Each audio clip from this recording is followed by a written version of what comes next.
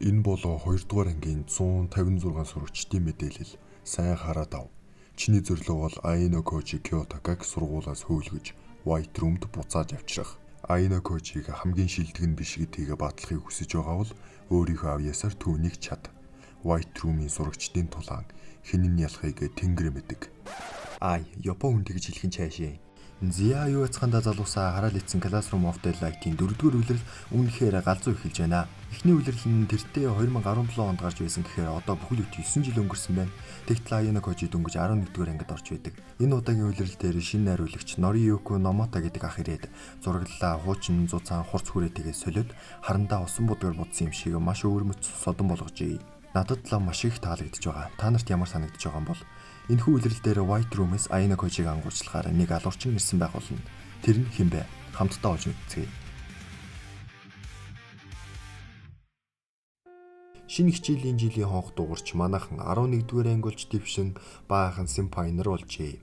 Зуны амралтаар Аино Кожи болсон хойно ерөөсөө найзуудтайгаа уулзаж гадуур дотор ороагүй гин. Охтууд түүнийг маш их сансан гиндэ.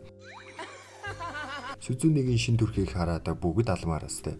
Нөгөө шин жил шин бие гэдэг шиг Сүзүнэ энэ жилээс ёстой алаад өгнө л гэж байна. За тэр яг манай хайрт ангийн багш Чибара энэ жилээс шин систем сургуульд ашиглагдаж эхэлсэн гин. Сурагч бүр өөрийн академик, спорт, нийгмийн идэх оролцоо, бусадтай харилцах, манлайлах чадвар гэх мэт өргөн хүрээний ангиллуудаар тус бүр А-гаас F хүртэлх оноогоор үнэлж энэ сурагч яг ямар төвшин суралцаад байгааг нарийн гаргаж ирэх юм байна. Мэдээж муу оноо аваад байвал хөөгдөх аюултай. Ерөнхийдөө бол сурагчид зөвхөн шалгалтуудаа тэнцээд өмнө нь болоод идэг байсан бол одоо өдөр тутамдаа юу хийн, хинтээ яаж харилцсан, шалгалт тэмцээн уралдаанд яаж оролцсон бүхий л зүйлээр нь дүгнэж сайн нэгнийг нь урамшуулж, саар нэгнийг нь цүнхийн өрүүлээд амбаардаад явуулах юм байх. Энэ мэдээлэл сургуулийн бусад бүх сурагчид нээлттэй харагддаг нь одоо ирэх шалгалтанд маш чухал холбоотой. 2-7 хоногийн дараа 11-р ангийнхан энэ жил шинээр илсэн 10-р ангийнхантай 2-2-оор партнер болж тус бүр 5 хичээлийн шалгалт өгнө. Нийлбэр оноо нь улаан шугамд авахгүй бол 11-р ангийн хүүхэд хөөгдөх бол 10-р ангийн сурагч зүгээр 3 сарын тэтгэмжийн мөнгө гэж авахгүй. Партнераа яаж олдог гэсэн нөө шин системээр сурагчдын мэдээлэл харагддаг болсон болохоор өөрсдөө ярилцаж тохироод болчих юм байна. Хэрвээ шалгалт ихэд партнер олохгүй бол өөр хүнтэй рандомоор сонгож партнер болгоно. Гэхдээ шалгалтын онооных нь 5%-ийг нь хасаж тооцно. Тэгэхээр академик чадвар өндөр сурагчид маш эрэлттэй болох бол хичээлдээ муу гарууд нь партнер болж чадахгүй хэцүүдгэндээ. Ядаж байхад ерөөсөө уулзаж байгаагүй шинэ 10-р ангийнхантай яаж танилцаж партнераа олно гэж сурагчид толгоогоо ашиглаж эхэллээ. Хамгийн гол нь партнер олохгүй бол 11-р ангийнх нь хөөгдөнө. Тиймээс 11-р ангийнх нь л 10-р анги гуйж араас нь явах нь дээ. Харин Цукишоригийн хэлснээр White Room-с нэг сурагч ирсэн байгаа. Аино Кожи тэр White Room-ийн сурагчтай л партнер болж болохгүй. Тэгхийн бол тэр албаар шалгалтанд тэг оноо аваад Аино Кожитэй хамт сургуулаас хөөгдөнө. Сүзүнэ Аино Кожитэй энэ шалгалтаар хинэн өндөр оноо авахар өсөлдөх санал тавилаа. Сүзүнэ ялбал Аино Кожи бүх чадвараа гаргаж анги рүү зүтгэнэ. Харин Аино Кожи ялбал Сүзүнэ сурагчдын зөвлөлд орно. Яг тэр мөчөд тэдний утсанд Ичиноос бүх ангиудыг урлаг зааланд уулзахыг урьжээ. Аль хэдийн бусад ангиуд ингэж партнераа олоод эхэлж гэж. Тэгтэл 10-ын Д бүлгийн Нанасе гэдэг охин мөн энэ танхаа байрын Хоосен гэдэг этгээд тэдний ангид зочилж ирлээ. Хоосены хэлж байгаагаар бол баахан усан тэнгүүдтэй танах шиг ангийг манахаас өөр анги тоож ирж партнер болъё гэхгүй. Яг өвдөг сүгдэж гутлыг минь долоо бол манай анги танахтай партнер болж болно гэж тас аваад хийчих. Муугой жүрч нах нарын дошинд ирчээд юу гээд байгаа юм гээд сүдөө түүнийг сайн сургах гэсэн боловч өөрөө түүнд хийсдэл түлхүүлдэв. 10-ын Д-гийн танхаагаар ирсэн сургаар Рүүин удалгүй ирлээ. Хайшийн танхаа сурагчны юм хар сурагч хүмүүстэй байх та. Манай хоёр бие биенээ мэддэг нэг тараншаан төссөн хулгуурууд байж чамайг харсан чинь ой гутчлаа. Зэрлэг сарамгчтай хэрэлдэх хүсэл алга гэд Рүүин явах гэтэл Хоосны бүкийг барьж аваад тулаан өдөөгөд хэлдэг. Нанаасаа түүнийг болиулах гэж хичээгээд араас нь тэдний ангийн багш нэрсэн тул Хоос нь бүкийг тавилаа. Түүний энэ тэнэг үйлдэлд Нанаасаа өмнөөс нь уучлалгүйж явахдаа Аино Кожиг нэг ёозгүй харцаар сэм хараад өнгөрөв. 10-ын Б ангийн Ягами гэдэг энэ хүү Кушидатай нэг дунд сургууль сурж байсан юм байна. Хурж ирээд түүний гарыг атгаад шууд партнер болъё гэж айгүй хилдэггүйсэнд Кушида татгалзаж чадсангүй. Сүзүнэ Аянокожи хоёр ангийн хамгийн муу Судого сайн сурагчинд боорлуулчих гээд баахан хүн хайлаа. Таарсан 10 дугаар ангийн сурагч болгоно нөөсдөө мөнгөөр зарж байна. Даанчи Д анги байхын зовлон манай хэдэд олигтой мөнгө байхгүй байнгын данс нь улаагастай. 10 А ангийн Авасама гэдэг энэ охин харин мөнгөөр биш. Судого өөртөө партнер болох гэсэн өөр хүүгүүдтэй зодтолдуулаад ялсантай нь партнер болъё гэж. За бас арайч тэгээд болох гэтэл за тэгвэл надад амттай хоол хийж өгвөл партнер чинь болъё гэлээ. Судо ч юу хоол хийх тогоо шанагт ч хурж үзээгүй хүн шүү дээ. Сүзүнэ Судогийн оронд Аянокожигоор хоол хийж өгөх санал гаргахад Авасама зөвшөөрлөө. Нөгөө 10-ын Д-гийн Нанаас эртээдийн болсон явдалтай дахин уучлал гуйж ирж байна. 10-ын Д ингээд тэр жигтэй хоосооны атганд орчихсон түүний үгээр байдаг гин. Түүний гол ярилцах гэсэн зүйл нь 10-11-р ангийн Д ангиуд хамтарч ажиллах тухай өөр газар тоолж байгаад тухтай уулзъя гэснийг Аянокожи Сүзүнэ дамжуулж хэллээ. Тэр бас 10-ын Б ангитай хамтарч ажиллах талаар ярилцаад эхэлж гисэн гин. Юмыг яаж мэдхүү хоосонтой уулзаж үзэхээр шийдлээ. Маргааш нь Судогийн партнер Авасама Аянокожи хоол хийж өгнө гэсэн чинь надад зориулж бүгдийг нь шинээр авнаа гэд баахан юм ахуулчих. Хайр мөнгө. Тэгэд Аянокожи өөрөө тийм сайн хоол хийж чаддаггүй болохоор Сүзүнэ нууцаар бүлүүдүүд ч хөвчээр түнд зааварчилгаа өглөө. Хийсэн хоолыг нийтээд Авасамад ягч гоё амттай санагдаагүй ч баахан юм ахуулж хоол хийлгүүлж идчихэд муухай энэхэлтэй биш Судогийн партнер болохыг ашгүй нийгэм зөвшөөрлөө. Харин энэ үед Руин Саканаягийн арсалдаад байгаа бололтой. Саканаягийн партнер болохоор тохиролцсон байсан хүмүүст Руин илүү мөнгө амлаж булааж. Худлаа Руин мөнгөгүй ээжиж их мөнгө амлаж Саканаягийг өрн дунгаагаад өөрөө мултарчих зорилготой байгаа бололтой. Муу нохой. Түүнийг Саканаягийн гадралалгүй яах вэ? Бусад ангиудын асуудал юу нэм байдаг вэ? Нөгөө төлөвлөсөн цагтаа төлөвлөсөн газар Сүзүнэ Аянокожи хоёр Нанасэтэй Д ангиудын хамтын ажиллагааны талаар ярилцав. Хоёр анги бүх сайн болон муу сурагчтай солиод партнер болгох санал тавихад Нанасэ зөвшөөрмөр байгаа ч даанч хоосоноос болоод чадахгүй байна. Хоосонтой уцаар ярьж үүнийг тайлбарлахад заавал Сүзүнэг мөнгө төлөх ёстой гин. Үгүй бол ямар ч тохироо байхгүй битгий залгаад бай. Алин шүү. Сүзүнэ мөнгө төлөхөөс татгалзаж хоёр талаа тэнцүү харилцан ашигтай байх ёстой гэсэн байр сууринаасаа ухрахгүй гэсэнд Нанасэ дараа дахин хоосоныг авчирч байгаад ярилцъя гэлээ. Сүзүнэг явсны дараа Нанасэ Аянокожиг муу хүн байх гэж утсан яасан гинүдээ. Нанасэ White Room-ийн сурагч байх боломжтой юу? Тийм бол ингэж ил цагаан Аянокожид ойртож ирмээргүй юм да. Бас тэр Авасама гэдэг охин их сэжигтэй санагдсан. Аянокожи Каруизавагаар дамжуулан дэлгүүр эзнээс галтгооны худаг Аянокожигоос өмнө нэг хүн авах гэж байсныг олж мэдлээ. Тэр хүн дээр нэг эмэгтэй сурагч ирээд болиулсан гин. Үнэхээр сонирхолтой хэрэг биш шүү. Тэгээд найз охинтойгоо цагийг өнгөрүүлэн Аянокожигийн гэрт тэр хоёр өдөржингөө хичээл хийлээ. Гай таарч Авасамагийн ус газарт байсныг Каруизава холоо таарчихв. Залгуулаад Авасама яг гэрийнхэн гадаа ирээш. Тэгээд л Каруизава хардаад явчлгүй яах вэ? Нөгөөх нь өснөө болтоо гээчч байна үгээ сураглаж иржээ. Тэгээд болтоо олоод өөр юу хийх вэ яваад өгөв. Хидий болсон явдлыг үнэнгээр нь тайлбарлсан ч найз охины амархан итгэхгүй л тээ. Найз охинтой байх чи ямар гэдгийг Аянокожи сайн мэдэрч байх шиг байна шүү. Аянокожи дээр 10-ын С ангийн Утомия Цубаки хоёр партнер болох уу гэж асууж ирлээ. Аянокожи боломжгүй байгаагаа хэлээд татгалзав. Таарсантайгаа партнер болж болохгүй л дээ. White Room-ийн сурагч байвал баларсан юм болно. Каруизава Аянокожи хоёрыг үерхсэн гэдгийг нөгөө Аянокожид хаягддаг Сато мэдчихсэн бололтой. Агсарч ирээд Каруизаваг алгадаад авлаа. Шарн хөдлөөд болохгүй байсан юм байгааз. Одоо яа их ингээд хоёулаа адилхан боллоо. Гэхдээ сайн найзууд хэвээрээ үлдэн шүү гэлээ. Докс биш харилцаа гэдэг чи энийг хэлдэг юм шүү. За тэр хайр сэтгэлч яхав. Сүдо Аянокожи Сүзүнэ нар хоосонтой уулзахаар цуглалаа. Тэрнээс өмнө Сүдо Аянокожид өөрийгөө улам илүү хичээгээд утахгүй Сүзүнэгийн тоохоо тийм ир хүн болно гэж байна. Хөөх юм нэ Сүзүнэгийн араас мөн ч удаан хөөлөөдөө. Ер нь Сүдог миний тоох юм болоо та Сүзүнэ. Юу вэ? Нэг харсан чинь дахиад хайр сэтгэл рүү орсон шүү дээ. Алдартай хоосонгүй эцэст нь гэгэн дүрээрээ хилэлцээр хийхээр гарч ирлээ. Сүзүнэгийн хуучин шаардлага нь хэвээрээ. Түүний адилаар хоосон ч гэсэн заавал та нар бидэнд мөнгө төлөх ёстой гэж зүтгээд байх юм. Би чамд ямар ч мөнгө төлөхгүй гэсэнд хоосон Сүзүнэгийн нүрлөө ус цацчихв. Сүзүнэ бойл ямар зөвхөн чамтай л хамтрах ёстой биш гэдэг явтал хоосон араас нь дагаад за би нөхцлөө өөрчлөё. Гэхдээ эхлээд хөнгүү газар очиж ярилцъя гэсэндээ Сүзүнэ түүнд боломж өгөөд үзэхээ шийдлээ. Байрны подуулд ороод юу гэхийн завдгүй муу новш чинь Сүзүнээс өдөө хэрийг юу ч хүү болтол зодож гарлаа. Чим үү юу хожно гэж бодож ийм зүйл хийж байгаа юм гэж асуудал Хоосон салтанаас хутган шүүг гаргаад явчлаа шүү. Тэгээд би Аяна Кожиг ална гэд Хоосон хутгаараа Аяна Кожи рүү дайрлаа. Харж байгаачлаа Аяна Кожи түүнийг гараараа хаав. Сайн харуул Хоосон хутгаа буруу харуулж ирж энэ тэр өөрийгөө хутгалах гэж байсныг илтгэн.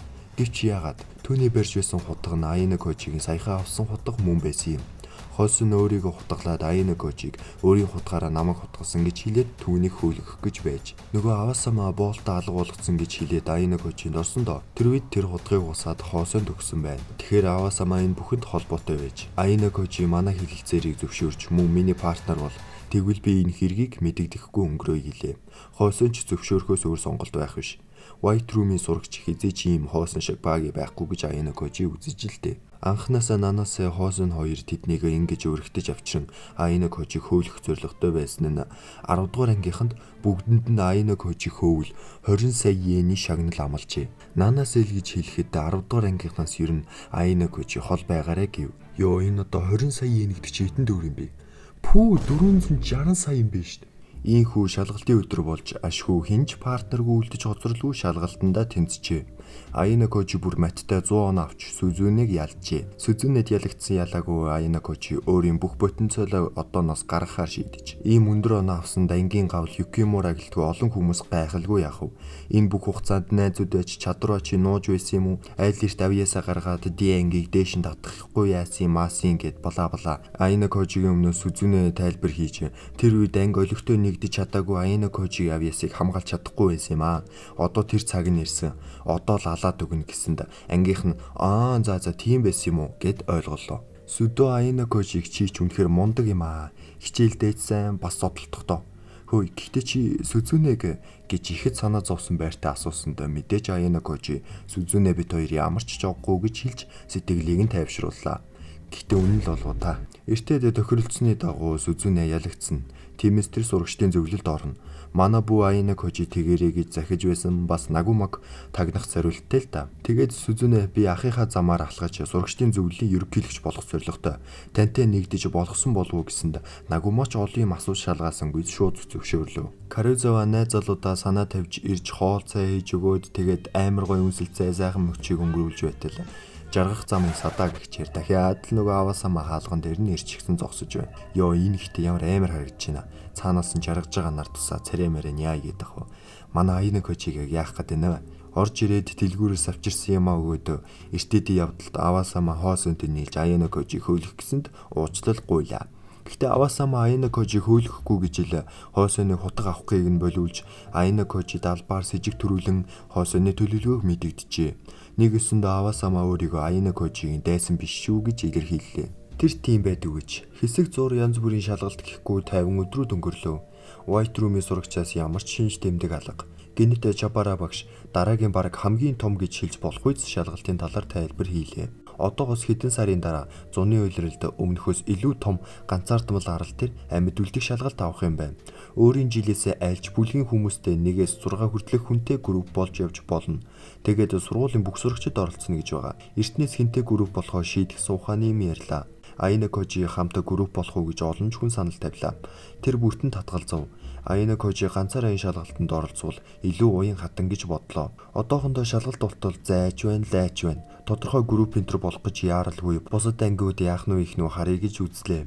Нөгөө Сакана яг эртээдээс хойш рүүинд зуулгуулад тэгээд ерөнхийдөө B, C, D ангиуд өөрийнх нь эсрэг зогсохоос сэргийлсэн бололтой. Ичиносэд ярьсараад түүнийг өөртөөгөө хамтарч ажиллахаар болгочлоо. Харин энэ үед 10 дугаар ангид Ягами бусад ангиудын хүмүүсийг цуглуулж эрг шалгалтанд хамтарч ажиллаж нэгдэхгүй бол ийм байдлаараа 11 12 дугаар ангид 10 дугаар анги гიშгүүлэх аюул үүсээд байна. Бүгдээрээ хамгийн шилдэг гэсэн хүмүүсээрээ групп үүсгэж хамгийн өндөр оноо авцгаая гэсэн санал тавихад Хоосон Утомио ерөөсөө хоорондоо таарч тохирохгүй ер нь л бүтээх шинж алга.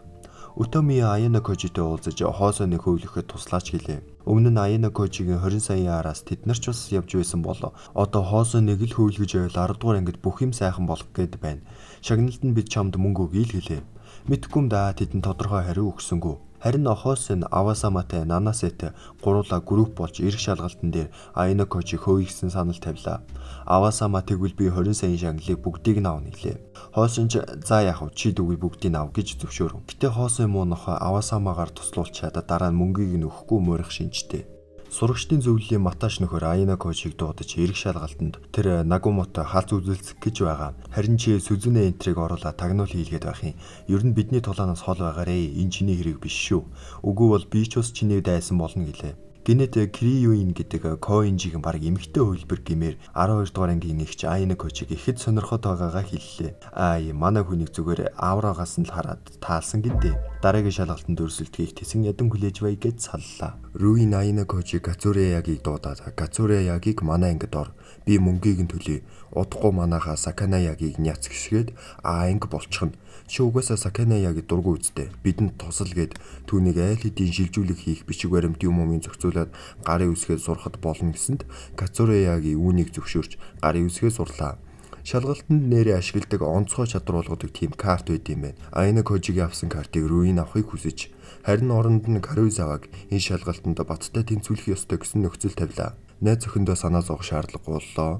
Шалгалтын өдөр дөхөж хүмүүс айл хэдийн группээ төлөвлөд дуусж байна. Харин Сүзүнэ ямар ч хамтрагч байхгүй охин хүүхэд ганцаараа явалтай нишгээд Айна Кожи түүнийг Ипикүйтэй групп болох гэж үзлээ. Тэгсэн юун баг болох бүр хоорондоо хэрэлдээд өрсөлдөхөр болоо наачив.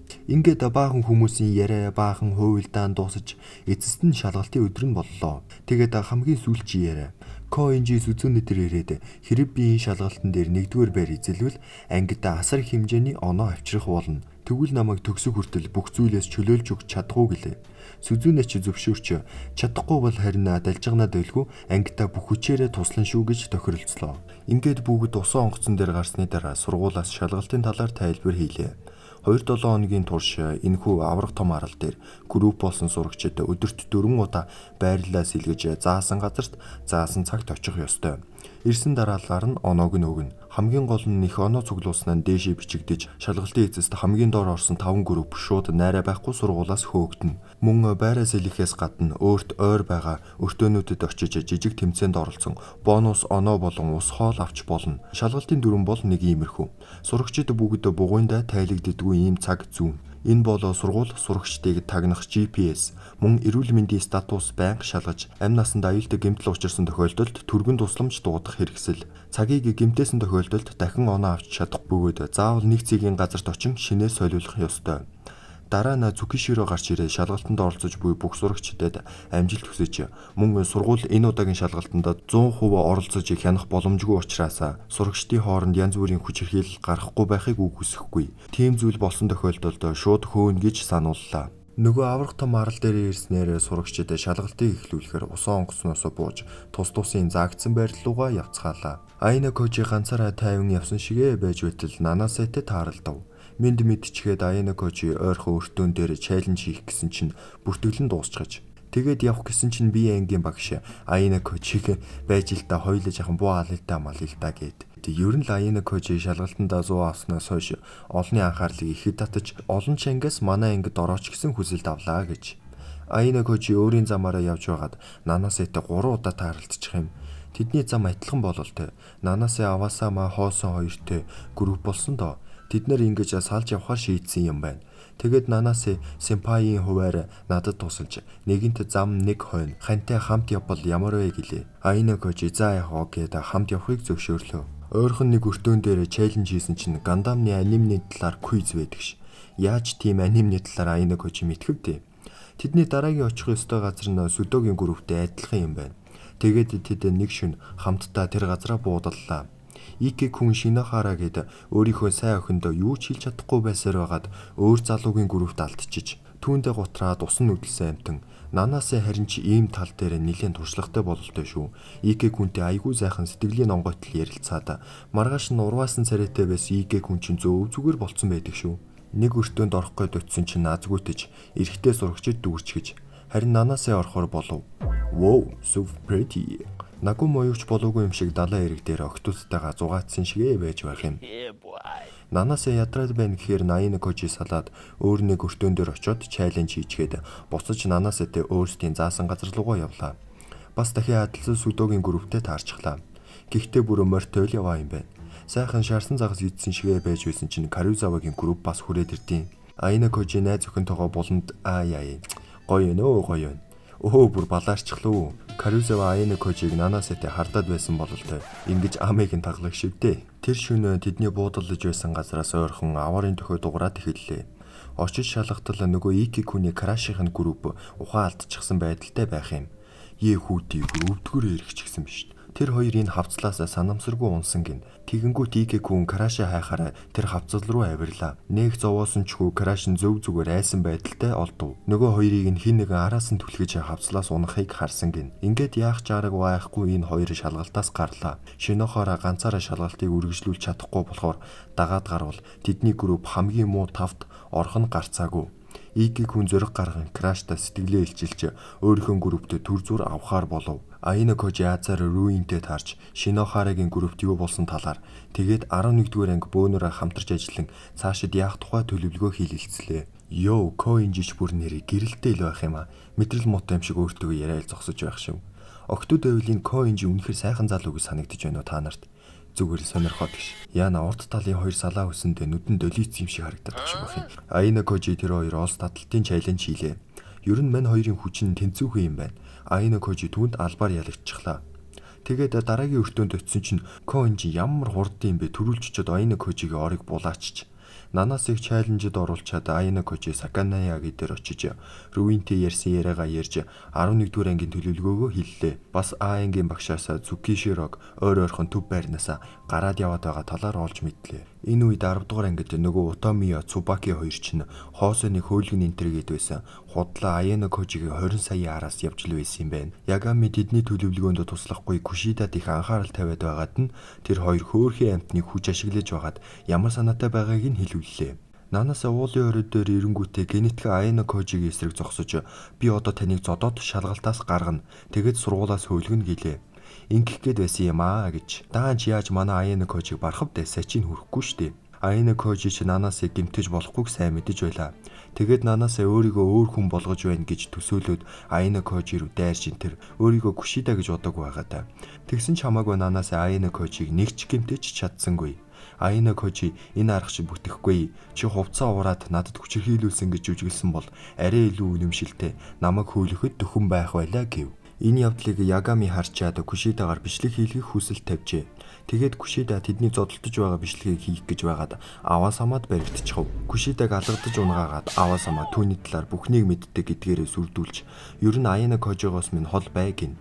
Авасама Аина Кожид хайраас ч илүү хүчтэй тийм мэдрэмжтэйг яасан гинүдээ. Лавдаг үнэхээр л манай хүний талд байгаа бололтой.